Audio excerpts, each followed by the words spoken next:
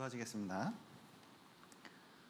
사랑과 은혜가 풍성하신 하나님 아버지, 죄 가운데 있었던 저희를 주님의 피로 구원하시고 또 주님의 몸된 교회 가운데서 교제하며 복음 전할 수 있도록 도와주신 감사드립니다. 11월 대집회 주님께서 주관해 주시고 이 코로나 속에서 복음이 힘있게 전해질 수 있도록 도와주시고 또 우리가 간절한 마음으로 우리 주변 사람들에게 복음을 전할 수 있도록 도와주시옵소서. 세상은 점점 어두운 가운데 들어가고 있습니다. 우리 그리스도인들이 더욱 정신을 차리고 이 세대를 살아갈 수 있도록 도와주시고 또 우리 주변에 있는 한 영혼 한 영혼을 살펴보고 또 그들에게 이 귀한 복음 전할 수 있도록 기회를 허락하여 주시옵소서. 주 안에서 수고하고 계신 우리 형제 자매님들 더욱 건강과 평강을 허락해 주시고 또 담대함을 허락해 주셔서 이 시대를 주님의 뜻 가운데 살아갈 수 있도록 도와주시옵소서. 오늘 교제의 시종 주님께 맡기며 예수님 이름으로 기도드렸습니다. 아멘. 조모임 때는 로마서를 배우고 있습니다. 로마서 1장 17절 배울 차례입니다. 로마서 1장 17절.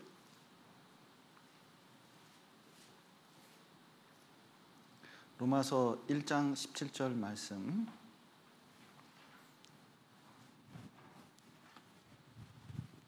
1장 17절 말씀 제가 읽어드리겠습니다. 복음에는 하나님의 의가 나타나서 믿음으로 믿음에 이르게 하나니 기록된 바 오직 의인은 믿음으로 말미암아 살리라 한가 같으니라. 너무나 유명한 말씀입니다. 그래서 지난번에도 이상욱 목사님께서 수요 말씀 때 말씀하셨고 또 8월 달에는 신용철 목사님께서 이 말씀을 가지고 또 수요 말씀 때 하셨습니다. 그래서 유튜브로 찾아보셔서 꼭 들어보셨으면 좋겠다는 생각이 듭니다.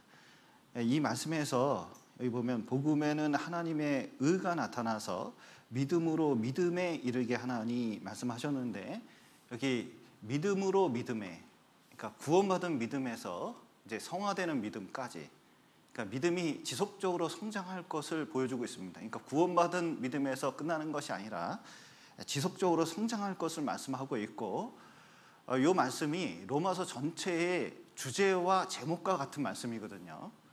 그러니까 이것을 가지고 구원받은 믿음에서 어떻게 성장되는 믿음까지 또 생활 구원, 영혼 구원에서 생활 구원까지 이르게 되는지 이 로마서에서 구체적으로 말씀하고 있습니다. 특별히 이 말씀이 하박국 성경에 있는데 신약 성경에 3번 이제 말씀하고 계십니다. 그래서 갈라디아서, 히브리서에서도 이 말씀을 이제 강조하고 있는데 강조점은 약간씩 틀립니다. 그래서 로마서에서는 오직 의인이 어떻게 되냐, 나 같은 죄인이 어떻게 의인이 되냐를 중점적으로 좀 처음에 다루고 있습니다. 그 다음에 갈라디아에서는 오직 의인은 믿음으로 말미암아 살리라 했는데, 믿음으로, 율법이 아니라, 율법으로가 아니라, 행위로가 아니라 믿음으로 우리가 살아가는 것이다, 그걸 말씀하고 있고, 히브리서에서는 여러 가지 핍박과 어려움 속에서도 뒤로 물러가는 것이 아니라 우리는 의인이기 때문에 또 믿음으로 구원받은 사람이기 때문에 믿음으로 지금 살아가야 된다, 그것을 좀 강조하고 있다고 할 수가 있습니다. 이게 보는 관점은 약간씩 틀리지만 그러나 구분해서 말하기보다는 이 말씀 전체에 이 내용이 좀 들어가 있습니다. 그래서 먼저 로마서의 관점에서 이 오직 의인은 믿음으로 말미암아 살리라가 어떤 의미를 가지고 있는지 생각을 해보겠습니다. 그래서 복음에는 하나님의 의가 나타나서 믿음으로 믿음에 이르게 하나니 그랬는데, 이 믿음, 구원받은 믿음을 나타내고 있는데 어떻게 의인이 되는가, 그게 이제 첫 번째 말씀입니다. 그러니까 오직 의인은 그랬는데 의인이 어떻게 되는가, 그것을 말씀하고 있거든요. 많은 사람이 의롭게 산다, 의인이 된다, 천국 갈 만한 사람이 된다, 이렇게 되는 것은 열심히 노력하면 된다고 생각을 합니다. 일전에 내장산에 갔는데, 내장산에 저희 자매가 핸드폰을 놓고 왔어요. 벤치에다가. 가다가 문득 깨달았습니다. 핸드폰이 없어졌다. 그래서 이제 그 벤치로 달려갔거든요. 사람이 많지만 혹시 누가 가져가면 안 되니까 빨리 올라가는데 어떤 사람이 그걸 슬슬 들고 오더라고요. 슬슬. 그래서 그 핸드폰 우리 거 같은데 그랬더니 이거 주려고 가지고 내려오고 있다고. 그러면서 이제 받아서 이제 가지고 왔습니다. 근데 이제 내려오고 있는데 뒤에서 하는 말이 들려요. 이런 일을 해야 천국 간다 그러는 거예요. 제가 깜짝 놀랐습니다. 그래서 뭐 하고 싶은 말은 말았지만, 그러니까 사람들 마음속에 뭐라고 생각을 하냐면 착한 일을 많이 하면 천국 간다. 인간이 노력하면 천국 간다. 이런 마음들이 늘 있거든요. 그런데 성경에서는 그게 아니다. 복음에는 하나님의 의가 나타나서 말씀하셨잖아요. 이게 나타났다는 게 뭐냐면 사람들이 잘 몰랐다는 거예요. 하나님의 의가 완전히 인간이 생각한 거하고 인간 수준이 아니라는 것을 말씀하고 있는 겁니다. 어떤 분하고 상담하는데 뭐 천국까지 갈 필요 있냐, 우리가 지금 노력해서 열심히 살아서 이제 좀 서로 친구라고 부르고, 그리고 재산도 좀 서로 도와가면서 살면 되지 않겠냐, 그런 세상을 만들고 싶다, 그런 세상이 되면 되지 않겠냐, 이렇게 이제 얘기를 하더라고요. 그래서 그 어르신이었는데 그거 공산주의입니다. 공산주의 개념이 어떠죠? 다 나눠 쓰고, 동무란 말이 얼마나 좋아요. 동무 생각이라는 뜻, 뭐 이런 말도 있잖아요. 근데 공산당이 동무 그러면 무섭죠, 왠지. 그런데 뜻은 좋아요. 공평하게 지상천국을 만들려고 했지만 지상천국이 됐습니까? 지상지옥이 됐습니까? 이게 보통 문제가 아니거든요. 인간은 의를 이루려고 하지만 그게 생각대로 잘 안 됩니다. 그리고 의가 뭔지도 잘 몰라요. 마음에는 도덕적 양심이 있기 때문에 항상 이 양심은 자기 수준보다 높거든요. 뭔가 추구해야 될 게 있다는 걸 알아요. 그래서 유교에서는 그걸 도라고 불렀습니다. 그리고 불교에서는 적선을 해야 된다. 그래서 선을 많이 쌓아서 어느 경지에 이르러야 된다고 자꾸 생각을 합니다. 근데 그 경지가 정확하게 무엇인지 알려주지 않아요. 어디까지 해야 되는지도 알려주지 않아요. 그러나 인간의 마음속에서는 양심이 있기 때문에 그게 있거든요. 그래서 유교에서는 조문도면 석사도 가이다. 아침에 도를 깨달으면 저녁에 죽어도 좋다 하는데, 그 도가 뭔지는 결국은 말하지 못하고 있습니다. 사실은 그것은 인간의 의가 아니라 하나님의 의. 그러니까 하나님의 천국은 하나님의 나라잖아요. 그렇기 때문에 그 하나님의 나라에 들어가려면 하나님의 도덕적인 수준, 그 의에 이르러야 된다는 걸 알 수가 있거든요. 그런데 인간이 이 마음속에 그런 양심이 있기 때문에 그걸 알고 열심히 노력을 막 하려고 그럽니다. 그런데 하나님의 의의 수준에 도달할 수 있을까요? 없을까요? 마치 대한민국에서 미국까지 태평양을 건너서 헤엄쳐서 가려고 하는 것과 똑같습니다. 우리는 지도를 보고 다 알지만 모르는 사람이, 헤엄 잘 치는 사람이 있는데 태평양을 모르는 사람이 있다고 치면 그거 안 된다고, 여기서 수영 쳐서 갈 거리가 아니라고, 바다에 빠져 죽는다고 아무리 얘기해도 갈 때까지 가봐야지 사람이 말이야. 그리고 만약에 수영을 한다고 해보죠. 갈 수 있습니까? 못 갑니까? 결국 상호박 되는 거거든요. 바다에 빠져 죽는 거거든요. 인간의 수준과 하나님의 수준은, 의의 수준이 완전히 차이가 났기 때문에 자기 수준으로는 못한다는 거예요. 그 의인이 될 수 없다. 결국은 사람은 불의하다. 그걸 깨달아야 되는데 사람들은 그것을 깨닫지를 못하니까 진정한 의인이 무엇인지, 그리고 하나님의 의가 무엇인지 그 자기 수준에서만 생각하니까 그걸 몰랐습니다. 저도 구원받기 전에는 그러면은 의롭다, 열심히 산다, 이 세상 열심히 살아야 된다, 이것만 생각을 했거든요. 근데 성경을 배우면서 하나님의 의인, 이것은 정말 새로운 개념이에요. 기독교가 이렇게 많이 퍼진 사회에서도 복음을 처음 듣는 사람에게는 내가 아무것도 안 하고 믿음으로 구원을 받아서 의인이 된단 말이야. 이게 일단은 말은 들었는데 머릿속에 이해되기까지는 이게 굉장히 시간이 많이 걸리더라고요. 저 자신도. 그러니까 복음에는 하나님의 의가 나타나서 그랬는데 이것은 좀 자기 의에 대해서, 하나님의 의에 대해서 깊이 생각해보고 배워보지 않으면 이게 깨닫기가 어려운 거예요. 특별히 하나님께서는 여기 마태복음 5장 보시죠. 우리의 의의 수준이 이래야 된다고 말씀하십니다.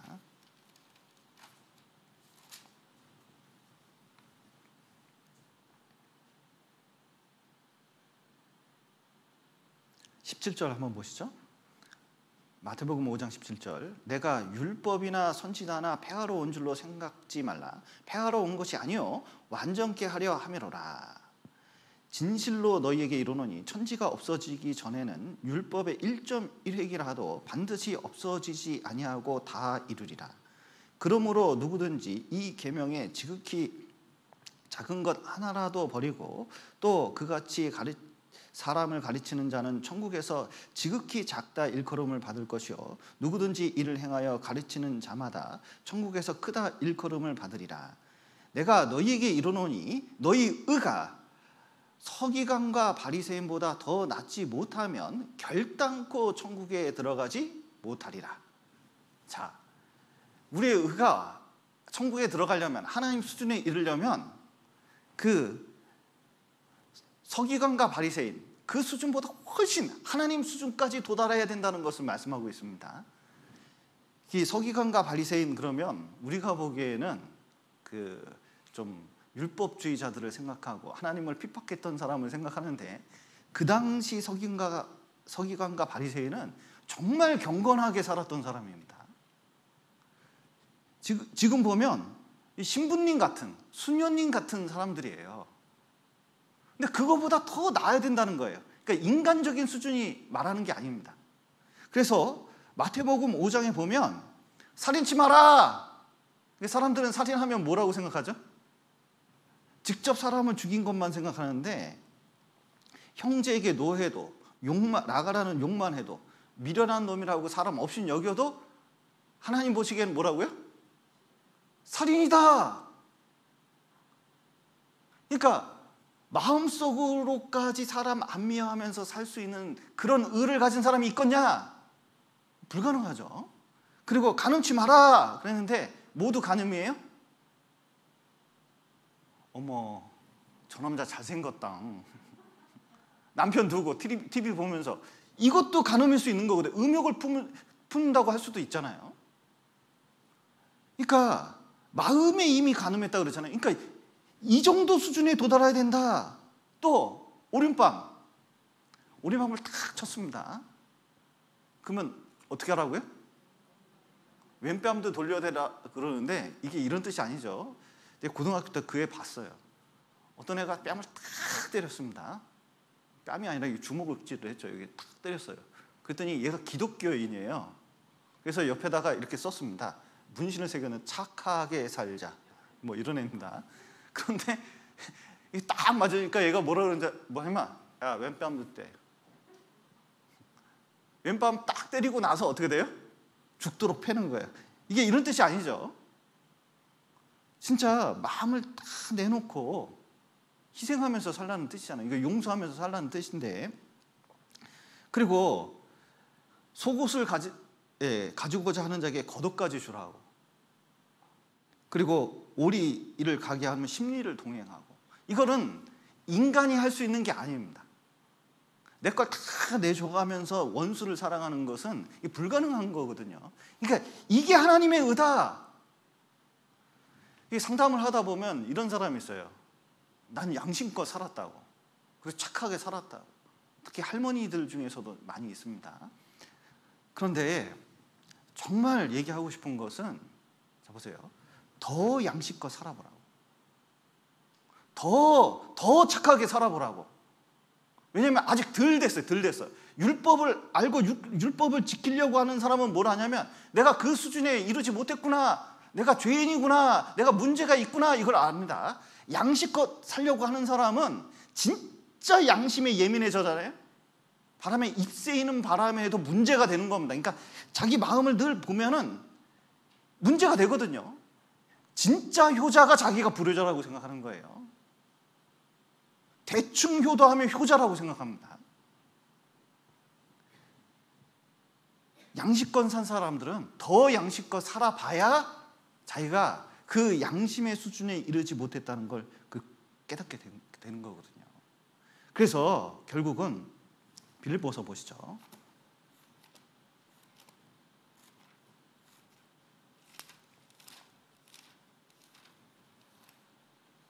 빌립보서 3장 9절.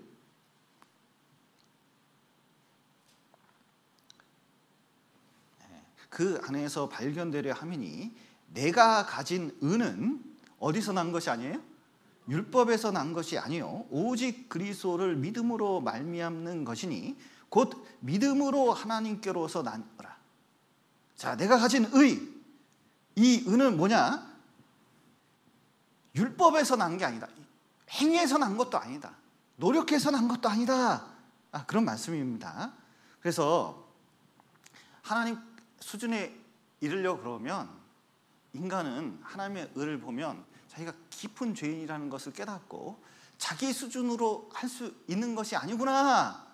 그러면 이것이 어떻게 이루어지는 거냐? 한번 로마서 3장을 보시겠습니다. 제가 여기 구원받은 분들을 대상으로 하나님의 의에 대해서, 복음에 대해서 다시 말씀드리는 것은 전도 집회 때 자주 말씀드리지만 못했던 말씀들을 좀 더 보충해서 설명하고자 합니다. 여기 19절부터 우리가 알거니와 무릇 율법이 말하는 바는 율법 아래 있는 자들에게 말하는 것이니 이는 모든 입을 막고 온 세상으로 하나님의 심판 아래 있게 하려 함이니라. 그러므로 율법의 행위로 그의 앞에 의롭다 하심을 얻을 육체가 없나니 율법으로는 죄를 깨달음이라. 이제 율법 외에 하나님의 한 의가 어떻게 됐어요? 나타났으니 율법과 선지자들에게 증거를 받은 것이라. 곧 예수 그리스도를 믿음으로 말미암아 모든 자에게 미치는 하나님의 은이 차별이 없느니라. 그러므로 사람이 의롭다 하심을 얻는 것은 율법의 행위에 있지 않고 믿음으로 되는 줄 우리가 인정하노라. 율법으로 노력해서 성철 스님처럼 도 닦아가지고 되는 게 아니다. 그래서 사람들이 노력해서 뭐가 이루려고 그러는 것은 율법의 의를 이루려고 하는 거와 똑같아요. 근데 문제는 뭐냐면 율법이 뭔지 몰라. 하나님의 수준이 뭔지 몰라요.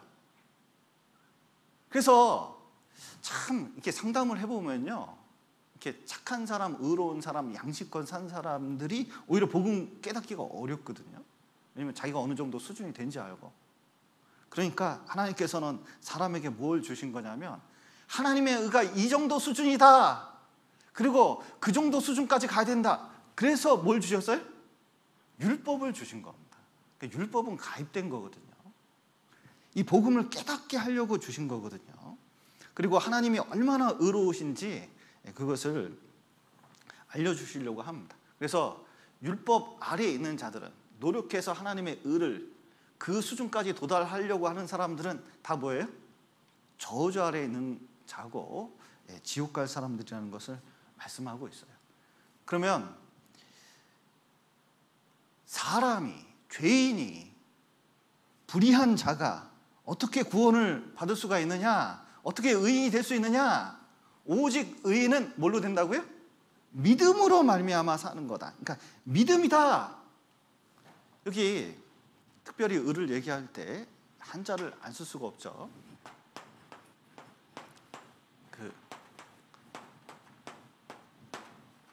양양자 밑에 나자인데, 사람들은 을하는 게 뭐냐면, 올바르게 사는 게 뭐냐면, 옳은 게 뭐냐면, 정의가 뭐냐면 다 이 공평한 거, 그리고 법대로 하는 거, 그리고 정의를 세우는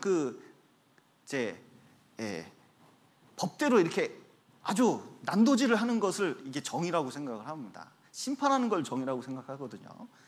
그러나 하나님께서 말씀하시는 의는, 인간은 다 불의하기 때문에 어떻게 그 의를 이룰 것이냐? 양 밑에 나잖아요. 이거를 현대 글로 제가 바꿔봤습니다. 이렇게 쓰면 의거든요. 십자가 밑에 나.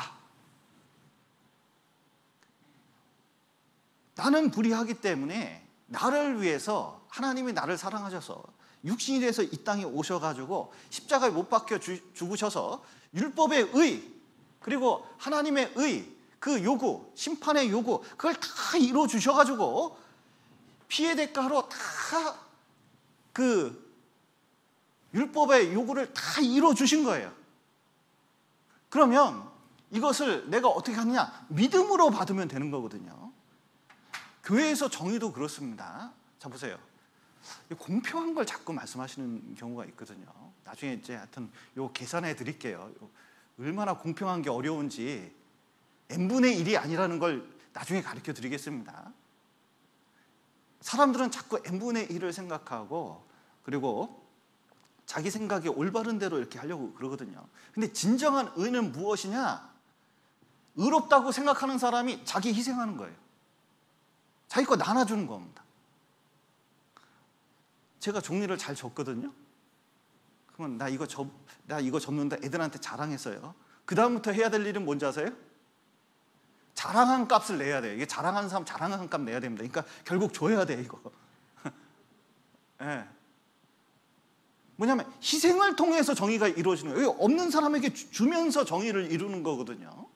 그래서 나눠주는 거예요. 그러니까 내가 누구를 판단할 때 뭐 옳은 거 쫙 따졌는데 뭘 줬나 생각해 봐야 돼. 희생을 했나 생각을 해봐야 돼. 희생으로 이루어지는 사랑으로 이루어지는 의를 말하는 거예요. 진정한 의는, 하나님의 의는 그렇게 이루어지는 거다, 그걸 보여주는 겁니다. 그래서 하나님께서 저렇게 의를 이루셨기 때문에, 자, 이제 우리는 뭘 해야 되냐? 그것을 믿음으로 받아들이면 돼요. 여기 갈라디아서 보시죠. 똑같이 인용을 하셨는데 안 찾아볼 수가 없습니다. 너무 유명한 말씀입니다. 갈라디아서 3장 10절. 무릇 율법 행위에 속한 자들은 저주 아래 있나니 기록된 바 누구든지 율법책에 기록된 대로 온갖 일을 항상 행하지 아니하는 자는 저주 아래 있는 자라 하였습니다. 또 하나님 앞에 아무나 율법으로 말미암아 의롭게 되지 못할 것이 분명하니 이는 의인이 믿음으로 살리라 하였음이니라. 자, 여기 보시면 11절에 또 하나님 앞에서 아무나 뭘로? 율법으로 말미암아 의롭게 되지 못할 것이 분명하니. 왜냐하면 항상 온갖 일을 다 해야 되니까. 그런 사람 아무도 없다. 율법을 보면 하나님 앞에 의로운 사람 아무도 없다. 그래서 율법을 지켜서 자기 노력으로 행위로 할 사람은, 그 의롭게 될 사람은 아무도 없다는 게 너무 분명하니까, 자, 이는 의인이 무엇으로? 율법으로가 아니라 믿음으로 살리라 하였음이니라. 그러니까 자, 이 구원받는 것은 율법이 아니라 믿음으로만 구원을 얻는 것입니다. 그래서 로마서 9장을 보시죠.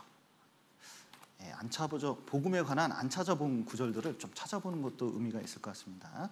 9장 30절.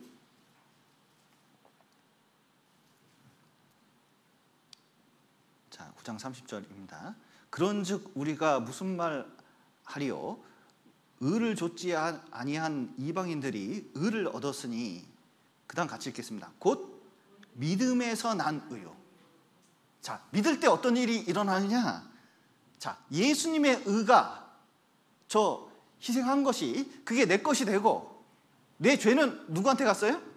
예수님에게 가서 법적으로 완전히 처리돼 가지고 하나님 앞에 아무 문제될 것이 없는, 이제 심판을 받아도 완전히 깨끗한 의로운 상태가 됐다는 것을 나타내는 거거든요. 그래서 그것은 인간의 노력으로 말미암는 게 아니라 믿음으로 되는 거다. 그래서 구약 성경에서는 뭐라고 말씀하셔요?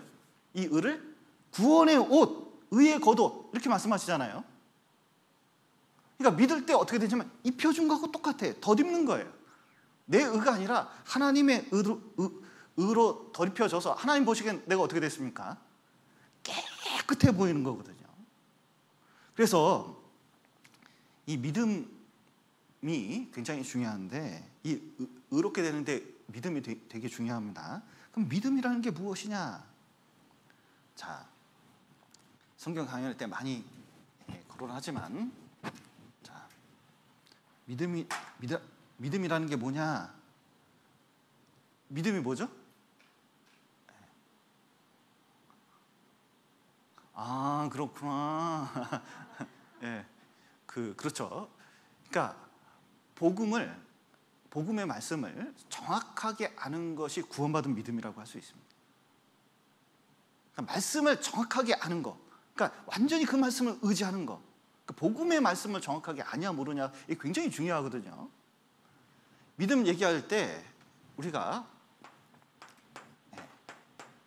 지식, 죄송합니다. 3F죠. 사실, 그 다음에 믿음, 그 다음에 감정, 보통 이렇게 얘기합니다. 그래서 팩트, 그리고 페이스, 그리고 필링, 뭐 이렇게 이제 보통 얘기하거든요. 그런데 이제 잘 생각을 해보면 가장 중요한 게 이제 사실이죠. 근데 사실만 있는 경우가 있어요. 자, 보세요. 믿음에는 이 세 가지 내용이 다 있습니다. 그런데 사실만 있는 경우가 있어요.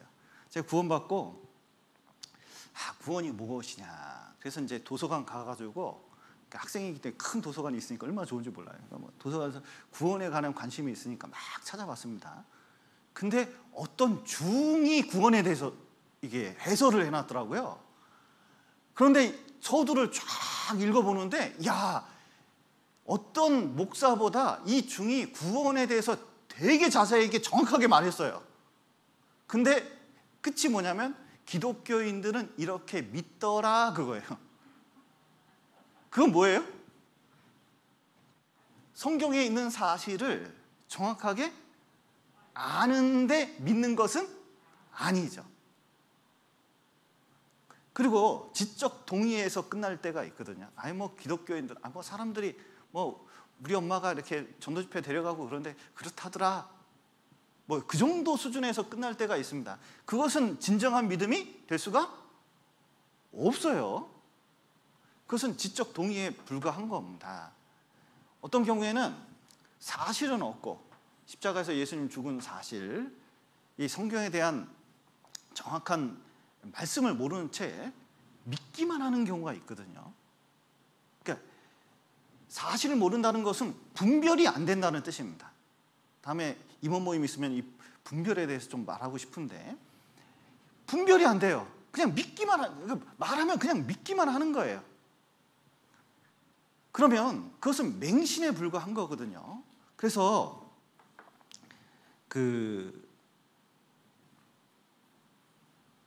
구분이 안 되는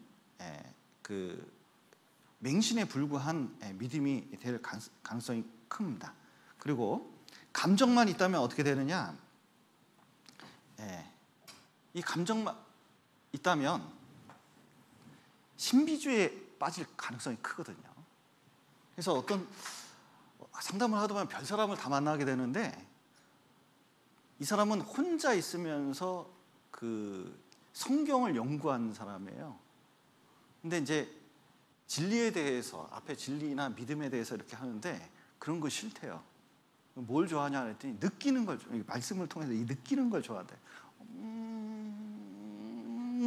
이걸, 그래서 이제 그게 좀 문제가 있다는 것을 여러 개 했더니 그런 얘기 하지 말래요. 보니까 신비주의에 빠진 사람도, 이 감정에 빠져서 신비주의에 빠진 사람도 엄청나게 많거든요. 그러나 진정한 믿음은 뭐냐면 정확한 사실을 깨닫고 그것을 받아들이고, 그리고 분명히 사실을 받아들이면 여기서 끝나는 게 아니라, 자 보세요, 생각과 행동에 영향을 주게 돼 있다니까요. 이게 그러니까 구원을 받으면 뭔가 믿음과 감정에 지정의, 아는 거, 느끼는 거, 그리고 자기 의지 변화, 그래도 주님을 위해서 살고 싶은 마음이 생기는 거잖아요. 전도하고 싶은 마음이 생기는 거잖아요. 그러니까 뭔가 변화가 생기게 돼 있어요. 그런데 이게 없다, 이것만 딱 그쳤다, 그거 진짜 들어갔는지 궁금하긴 해요. 그러니까 우리가 다 알 수가 없으니까, 그렇지, 궁금하긴 합니다. 갈라디아 교회에서 뭐가 문제가 생겼어요. 그때 바울 사도가 궁금해했어요. 진짜 이게 다 들어갔냐? 그러니까 구원을 받으면 진정한 믿음이라는 것은, 이것이 믿음이 생기면, 이것을 받아들이면 반드시 감정과 의지에 어느 정도 영향, 그러니까 나같지는 않을 수 있어도 어느 정도 영향을 미치게 된다는 것을 우리가 생각해 볼 필요가 있습니다.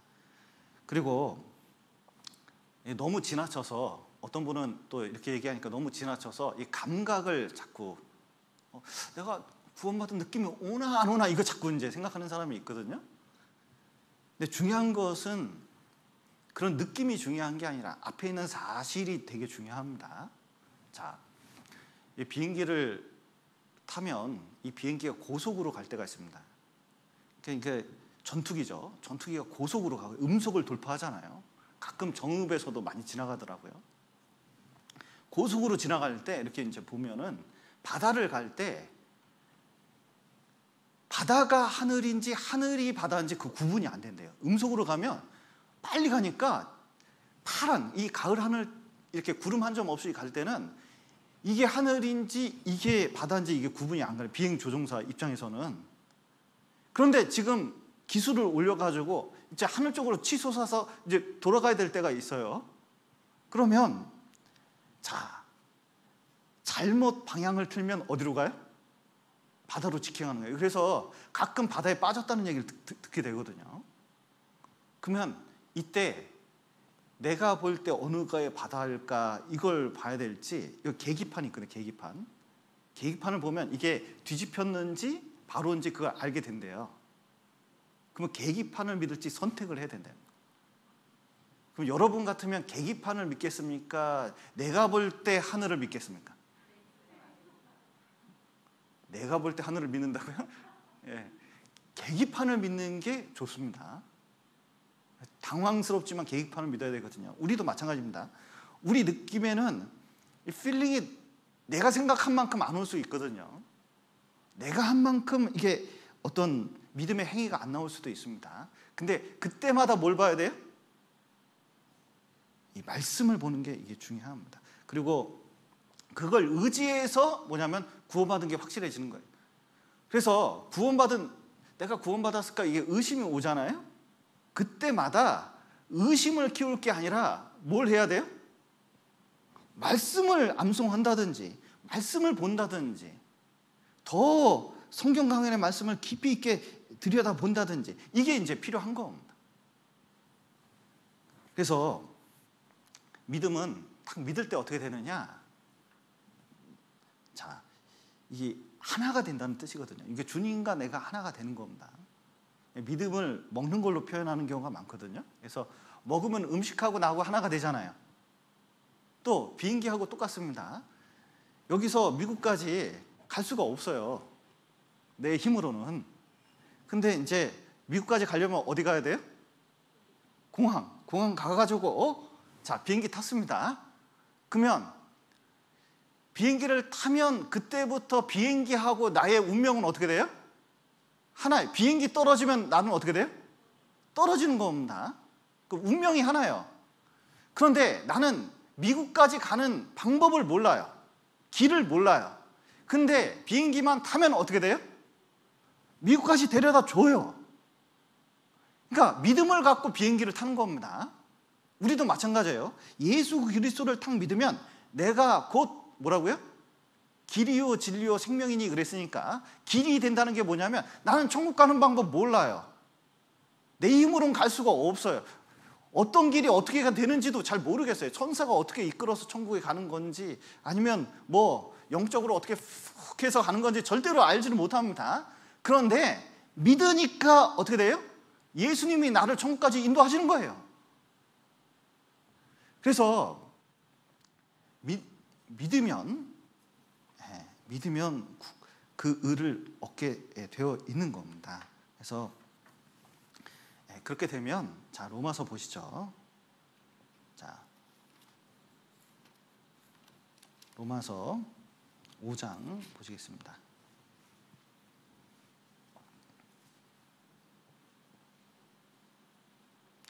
(5장 18절) 보시죠. 그런즉 한 사람의 범죄로 많은 사람이 정죄에 이른 것 같이 의의 한 행동으로 말미암아 많은 사람이 의롭다 하심을 받아 무엇에 이르렀다고요? 생명에 이르러니라. 오직 의인은 믿음으로 말미암아 살리라. 그래서 그 3장까지 어떻게 의인이 되는지, 그 다음에 4장 5장에서 믿음이 무엇인지, 그리고 살리라 5, 6장에서 말씀하고 있거든요. 그래서 6장 4절 한번 보시면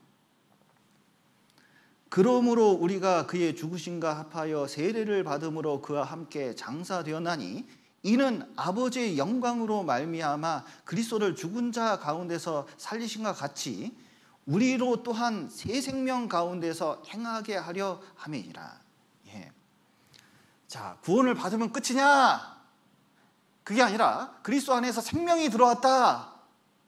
생명이 들어오면 이 생명이 영혼까지 가는 거고 이제 그 생명을 가지고 이 세상 살아가야 된다. 끝나는 게 아니라 이제 앞으로 주님 안에서 살아가야 되는 문제가 있는 것이다. 의인은 의인답게 살아야 된다. 그래서 로마서 6장 1절 한번 보시죠. 그런즉 우리가 무슨 말 하리요? 은혜를 더하게 하려고 죄에 거하겠느냐? 그럴 수 없느니라. 죄에 대하여 죽은 우리가 어찌 그 가운데 더 살리요? 자, 구원을 받았으면 의인은 의인답게 살아가야 되는데 의인으로서 이 세상 살아가는데 제일 문제가 뭐예요? 죄입니다. 구원받기 전에도 제일 큰 문제가 뭐예요? 죄예요. 죄 때문에 심판받아서 지옥 가는 거거든요. 사람들이 자기 죄를 깨닫지 못해서 그렇지. 자, 구원받은 이후에도 생활하는데 새 생명 가운데 사는데 가장 큰 문제는 뭐예요? 죄죠. 그래서 구원받은 사람이 의롭게 살아가야 되는데 그러면 의롭게 거룩하게 살아야 되는데 어떻게 거룩하게 살아야 될 것인가? 자, 화요일에 배우셨죠? 자, 우리가 거룩하게 살려면 어떻게 돼요? 도 닦는 게 아닙니다. 우리 불교처럼 이렇게 도 닦는 게 아니에요.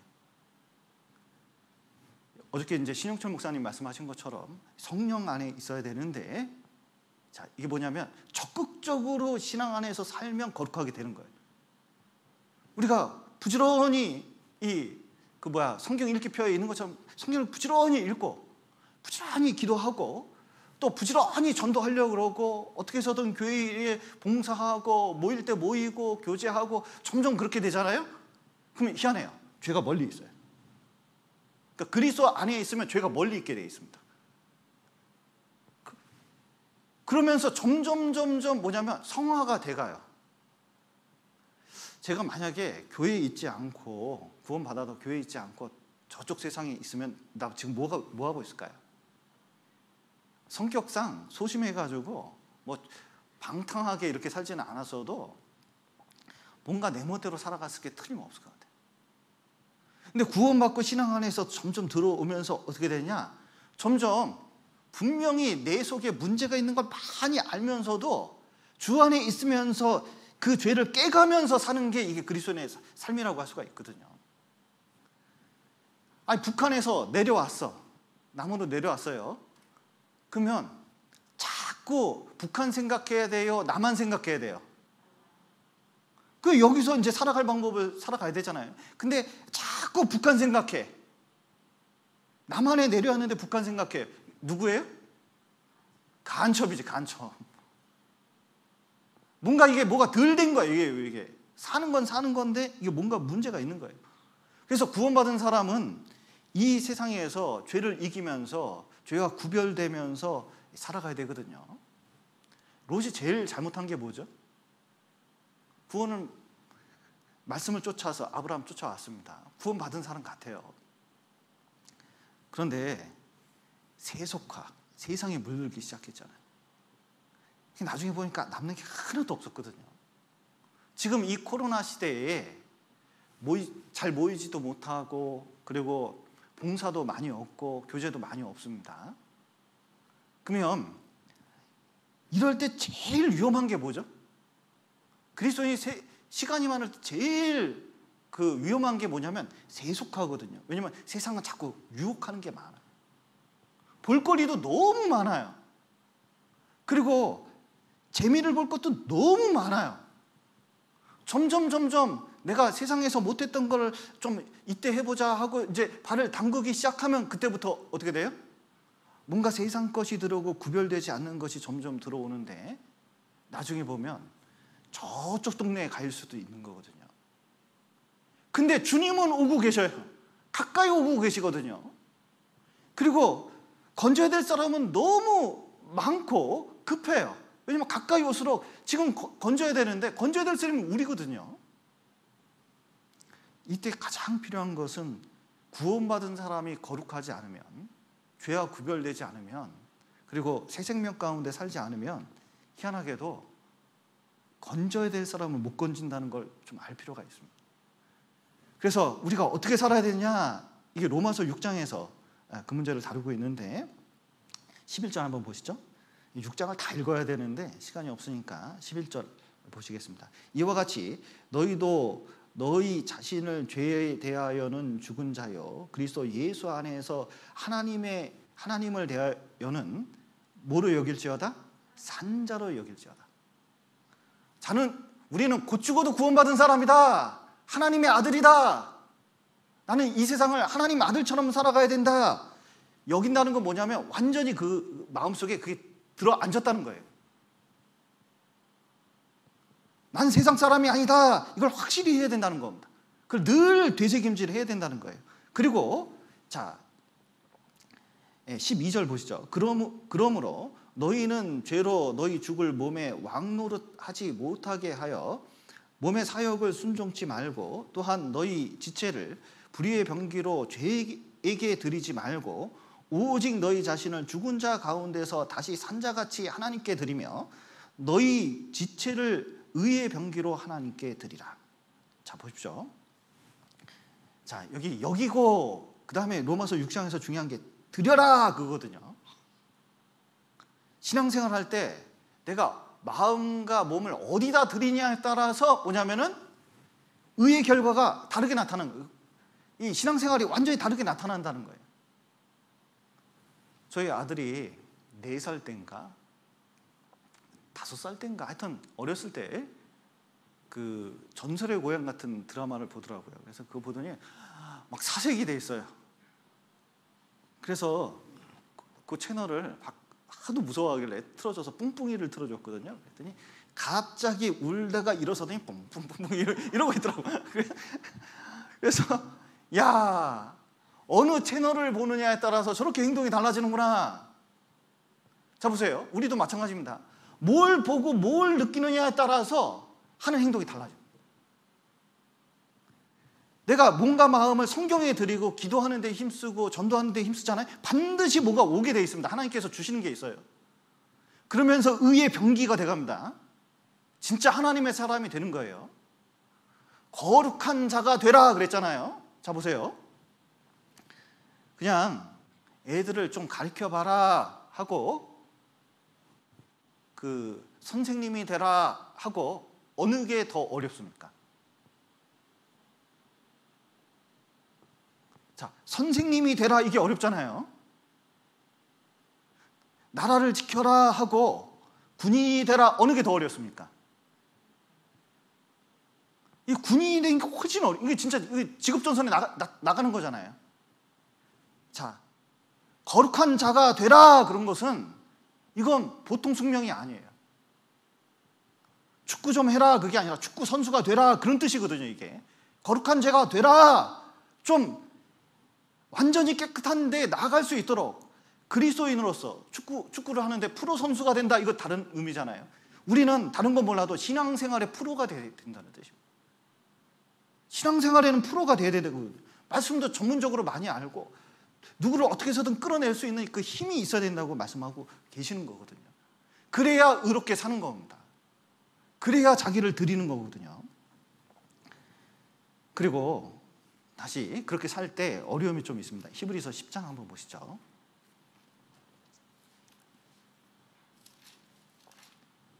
10장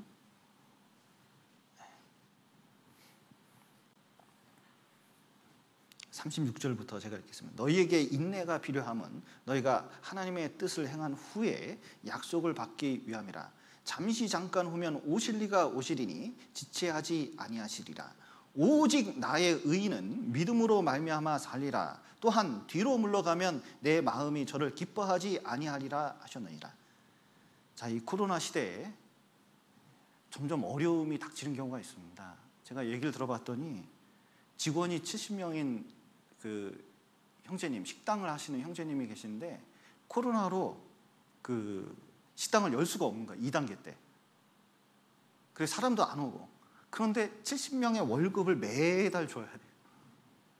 그러면서 그 힘든 것을 말씀하시는데 참 안타깝더라고요. 우리가 11조도 하고 열심히 신앙생활도 하고 그리고 헌금도 하고 모여서 교제도 하고 했는데 이상하게 생각도 못한 고난이 올 때가 있거든요. 내 사업이 붕괴될 때가 있고 내 자녀가 너무나 큰 문제를 일으킬 때가 있고 그리고 내 건강이 완전히 무너질 때가 있거든요. 도대체 내가 하나님 앞에서 열심히 살았는데 왜 이런 일이 있습니까? 이렇게 물어볼 수가 있습니다. 이 하박국도 그걸 물어봤거든요. 여기 하박국을 인용했기 때문에 하박국 한번 보시죠. 왠지 하박국 하면 호박국이 생각나긴 하는데 미가 나움 하박국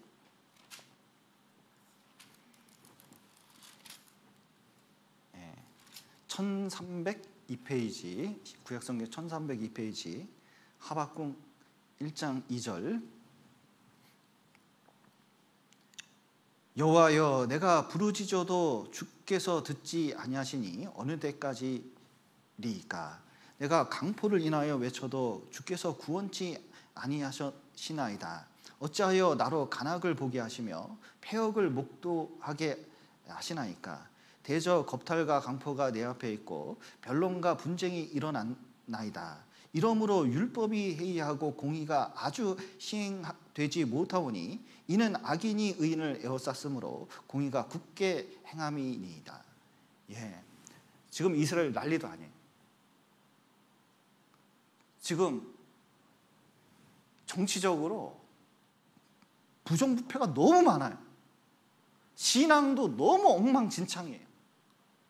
그러면 아이고 저 형제 저 자매 신앙도 저러고 아이고 삶도 저러고 그러면 무슨 생각이 문득 들어요? 하나님이 좀 가서 다리 뭉댕이를 좀 분지러 나가지고 좀 정신 좀 차리게 좀 해주지. 아니 저렇게 활개치면서 저렇게 살게 놔두네. 이런 도대체 하나님 뭐 하시는 거야? 이런 생각이 들 수가 있잖아요.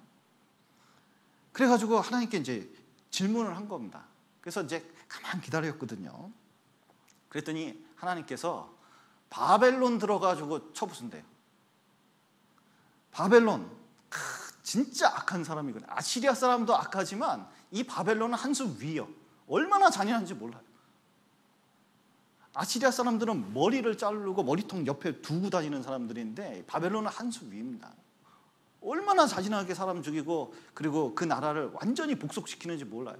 그래서 나중에 바벨론이 이스라엘 쳐들어갈 때 어떻게 했어요? 보통 그 성전은 건드리지 않는데 성전까지 부숴버렸거든요. 그러니까 유대인들한테는 이해가 안 되는 일이 일어난 거예요. 왜냐하면 다른 건 몰라도 하나님의 성전이고 하나님이 임재하시는 곳이면 하나님이 그것을 잃어버리게, 무너지게 놔둘 수가 없다, 이렇게 이제 머릿속에 생각을 하는데, 아무래도 하나님이 계시면 정옥교회 지켜주겠습니까? 안 지켜주겠습니까? 믿습니까? 그런데 그거 이상 뭐냐면 성전이 바싹 무너지고 민족들이 완전히 흩어져서 바벨론까지 가는 일이 있었거든요. 그런데 그런 민족을 들어서 이스라엘 친다는 게 이해할래야 이해할 수가 없었어요.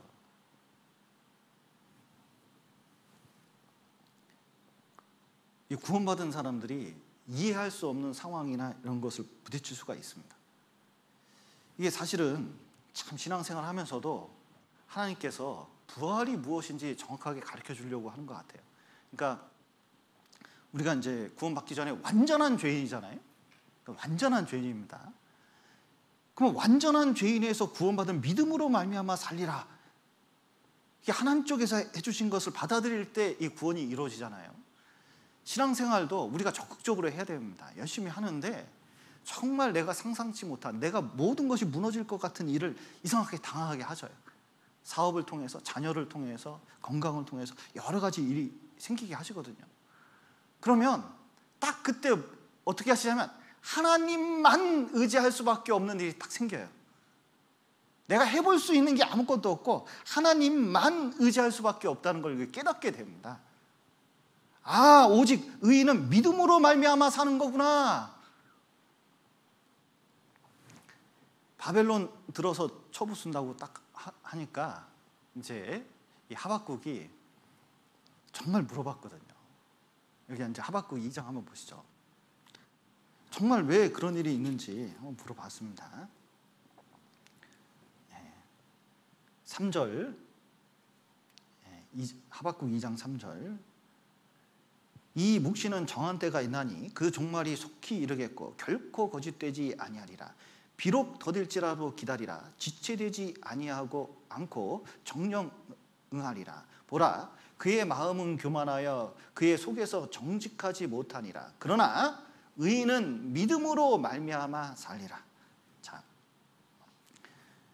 이런 억울한 일이 있고 힘들 때에도 사실은 하나님 왜 침묵하십니까? 왜 언제까지 이걸 놔두십니까? 이렇게 하는데 걱정 마라. 네가 지금 변하기를 원하지만 하나님의 시간은 내 시간하고 틀리잖아요. 좀만 기다리면 바벨론 들어서 치고 바벨론도 들어서 친다. 그런데 그 기간 안에서 니네들이 견디고 살아야 되는데 그때 꼭 필요한 것이 믿음이라는 거. 하나님이 침묵하신 것은 나중에 이제 성경을 다 읽어보면 알게 됩니다. 70년 뒤에, 자 보세요, 완전히 부서서 바벨론에 갔더니 우상 섬기다가 그렇게 됐거든요. 바벨론 가서 어떻게 됐어요? 신앙을 회복해서 돌아왔어요. 다니엘 때 점점 신앙을 회복하더니 하나님이 기한 70년 줬는데 그때 돼서 돌아왔거든요. 정한 때가 있는 겁니다. 하나님은 다 계획이 있으신 거예요. 가장 좋은 게 뭐냐면 신앙이 돌아오는 게 가장 좋은 거였거든요. 이스라엘 백성은 지금 문제를 잠깐 해결하는 게 문제였지만, 자 보세요, 만약에 그런 고통이 없었다면, 내 사업이 무너지지 않았다면, 내 건강이 무너지지 않았다면, 내 자식이 그런 문제를 일으키지 않았다면 내가 지금 이런 마음 가지고 살 수 있을까요? 그 어떤 자매님이 저한테 그러더라고요. 목사님, 그 정우가 그 요즘 말씀 부리는 거 참 감사하대요. 그래서 이건 또 불난질 부채질을 하나 이런 때가 있었습니다. 근데 뭔 얘기인가 봤더니 목사님은 엘리트로 살았으니까 그 약간 부족한 사람들 잘 이해하지 못할 것 같다고. 그런데 그런 문제를 일으키니까 정말 다른 사람이 문제 일어났을 때 더 깊이 이해할 수 있지 않거든요 했는데 내가 진짜 그게 공감이 됐어요. 그리고 정말 그 다른 사람들이 어렵게 살아가는 거에 대해서 더 깊이 이해할 수 있게 됐습니다. 진짜 하나님께 감사해요. 그거 자체로 감사합니다. 그런데 하나님께서는 이 침묵하시는 이유가 그 다음에 부활을 주기 위해서 그런 거거든요. 이 마르다 마리아가 있었습니다. 그런데 자기가 사랑하는 갑자기 이름을 까먹었네요. 나사로가 죽었거든요. 나사로였나요? 갑자기 이름이 똑같아서 헷갈립니다. 이게 나사로였는데 죽었어요. 그래서 너무 급하니까, 이제 죽기 직전에 너무 급하니까 가까운 거리에 있는 예수님께 전보 보내가지고 빨리 오시기를 구했는데 아주 느긋하게 계시다가 오시네. 마침 죽었을 때 또 오셔. 그러니까요, 마르다 마리아가 잘못해서, 나사로가 잘못해서 그런 일이 생긴 게 아니에요. 그런데 나사로가 결국은 무덤 속에 들어갔다가 나흘 만에 살아났잖아요. 그러니까 결국 부활을 가르쳐 주기 위해서 그 일을 한 거잖아요. 어떤 그림이 있는데 이 그림을 어디다 거느냐에 따라서 이 그림이 달리 보입니다. 벽에 조명 비추면서 아주 뒤에 배경까지 다 죽이고 그림만 딱 돋보이게 하면 이 그림이 훌륭해 보이는데, 그림을 그냥 이런 데다가 그냥 대충 놓으면 그림이 훌륭해 보이진 않잖아요. 이 신앙도 어두운 게 있어야 뭐냐면 진짜 빛나는 게 무엇인지, 귀한 게 무엇인지 깨닫게 됩니다. 하나님께서는 때로 침묵할 때가 계셔요. 그리고 꾸준히 지켜볼 때가 있습니다. 그때 꼭 필요한 게 인내예요. 참아야 돼. 지금은 달리 방법이 없어요. 참고 해야 될 게 말씀 보고 하나님께 간절히 붙잡고 기도해야 될 때입니다. 그거 보려고 하거든요. 그게 믿음이거든요. 그거 가지고 살아가는 게 중요하다. 왜냐? 여기 하박국 1장을 한번 보시죠.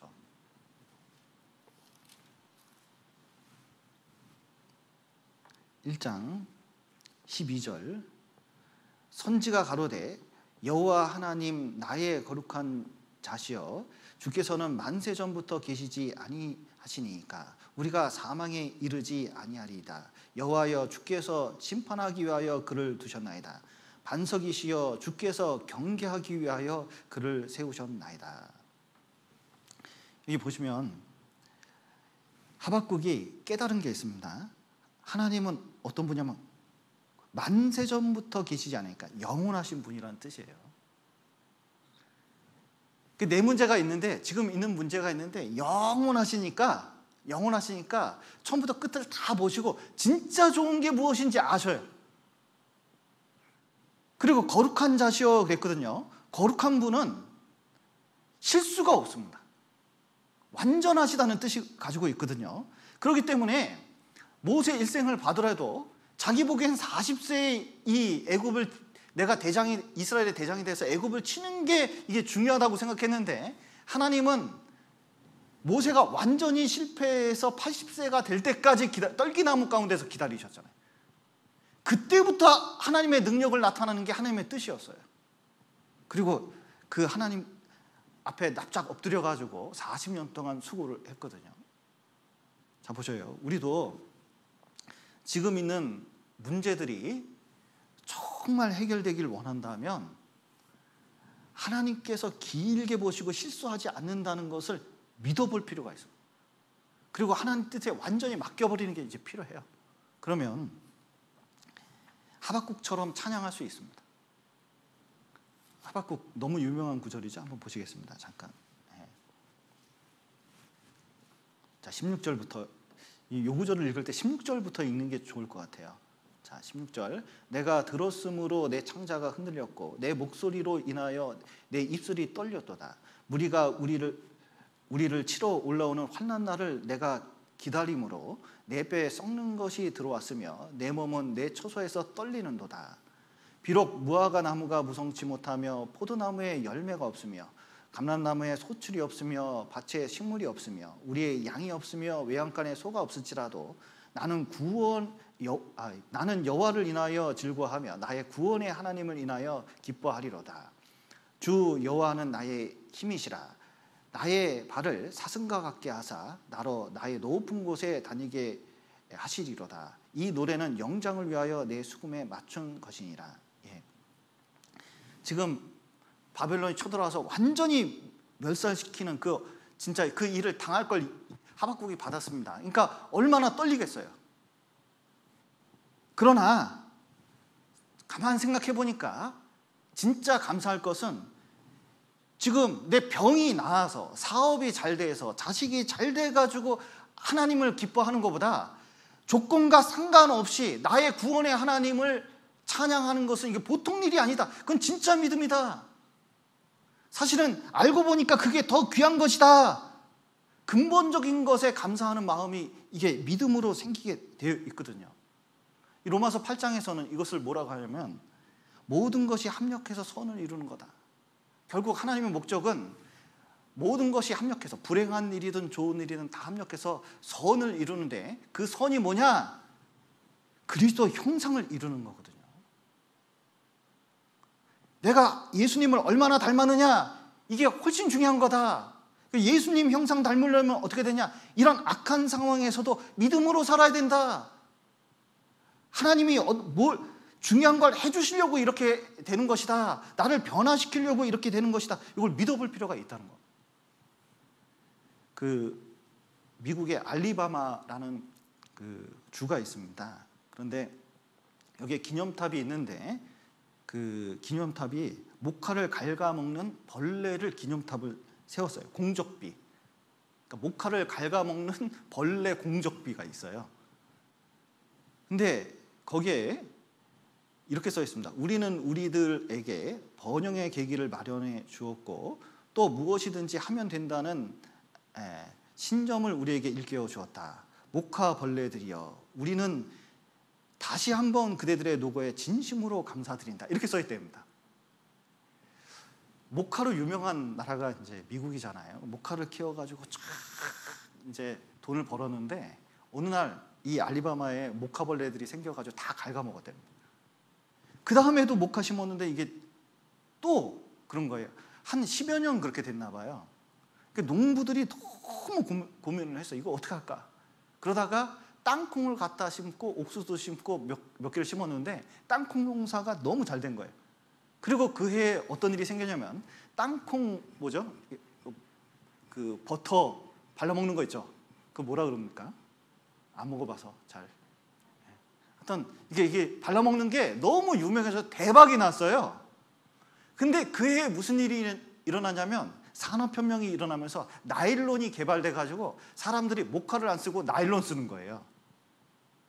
목화 농사를 했으면 완전히 망했는데 땅콩 농사 해가지고 그 알리바마가 아주 부유하게 살게 됐다는 겁니다. 근데 그렇게 한 계기가 뭐냐? 모든 것이 합력해서 선을 이룬다는 그 구절 붙잡고 이렇게 했다는 거예요.